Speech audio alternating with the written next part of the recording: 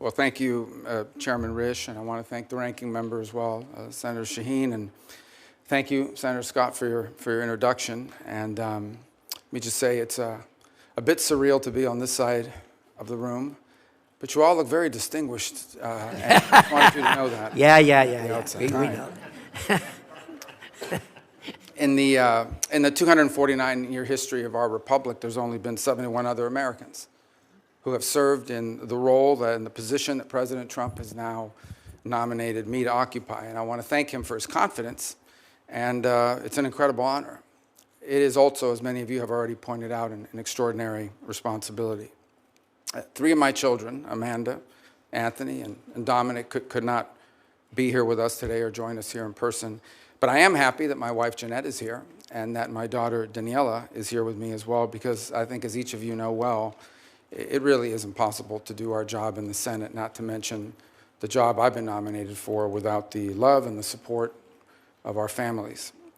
I'm also very pleased that my sisters, Barbara and Veronica, and my nephew, Orlando, are joining me here today. And to me, it's a reminder that the path that brings me to this moment was paved by those who are not here with us today, by two parents who arrived here on May 27th of 1956 from Cuba, and they had nothing but the dreams of a better life. And because of them, I had the privilege to be born a citizen of the greatest nation in the history of mankind, and to be raised in a safe and stable home by parents who made their children's future the very purpose of their lives. I also want to acknowledge all the blessings that God has bestowed upon me in my life. My faith is critical and something I will lean and rely on heavily in the months that are ahead. In a tumultuous world where, in my faith, we are called to promote the cause of peace and the common good. And that task has gotten harder than it's ever been. And I will rely heavily on my faith and pray for God's blessings, that He will provide me the strength, the wisdom, and the courage to do what is right in these tenuous moments.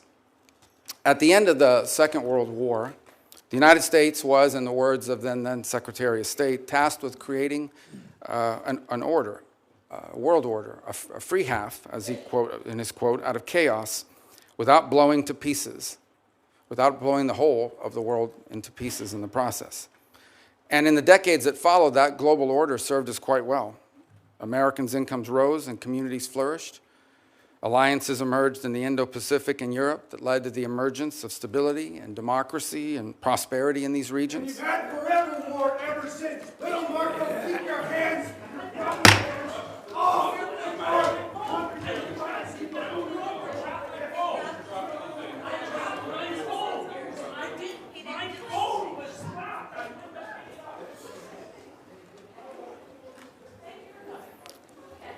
Back to order.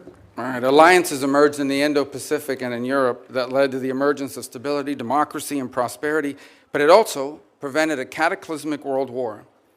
And ultimately, a wall in Berlin came down, and with it, an evil empire. Out of the triumphalism of the end of the long Cold War emerged a bipartisan consensus. And this consensus was that we had reached the end of history, that all of the nations of the world would now become members of the democratic Western-led community, that a foreign policy that served the national interest could now be replaced by one that served the liberal world order, and that all mankind was now destined to abandon national sovereignty and national identity and would instead become one human family and citizens of the world. This wasn't just a fantasy. We now know it was a dangerous delusion. Here in America and in many of the advanced economies across the world, an almost religious commitment to free and unfettered trade at the expense of our national economy shrunk the middle class, left the working class in crisis, collapsed our industrial capacity, and has pushed critical supply chains into the hands of adversaries and of rivals. An irrational zeal for maximum freedom of movement of people has resulted in a historic mass migration crisis here in America, but also around the world. It's one that threatens the stability of societies and of governments. Across the West, governments now censor and even prosecute domestic political opponents. Meanwhile, radical jihadists openly march in the streets and sadly drive vehicles into our people. While America far too often continued to prioritize the global order above our core national interests, other nations continued to act the way countries always have. Las sanciones de Marco Rubio están Pause. matando a niños en Nicaragua, Cuba y Venezuela.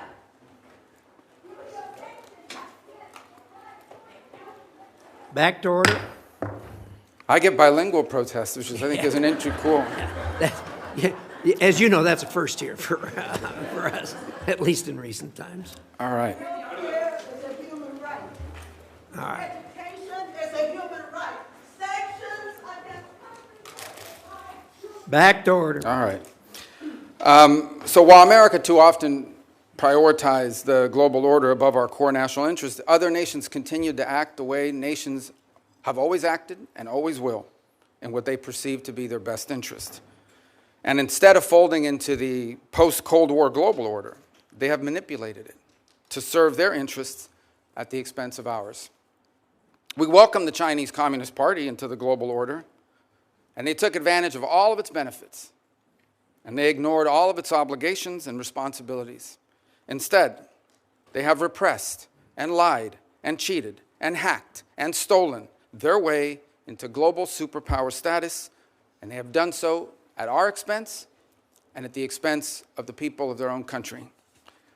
In our very own hemisphere, narco-terrorists and dictators and despots take advantage of open borders to drive mass migration, to traffic in women and children, and to flood our communities with deadly fentanyl and violent criminals. In Moscow, in Tehran, in Pyongyang, dictators, rogue states now sow chaos and instability and align with and they fund radical terror groups. And then they hide behind their veto power at the United Nations Security Council or the threats of nuclear war. The post-war global order is not just obsolete, it is now a weapon being used against us. And all this has led to a moment in which we must now confront the single greatest risk of geopolitical instability and of generational global crisis in the lifetime of anyone alive and in this room today. 8 decades later, we are once again called to create a free world out of the chaos. And this will not be easy. And it will be impossible without a strong and a confident America that engages in the world, putting our core national interests once again above all else.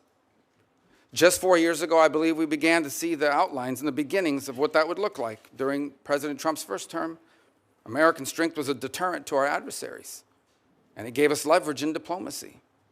There were no new wars. ISIS was eviscerated, Soleimani was dead, the historic Abraham Accords were born, and Americans were safer as a result.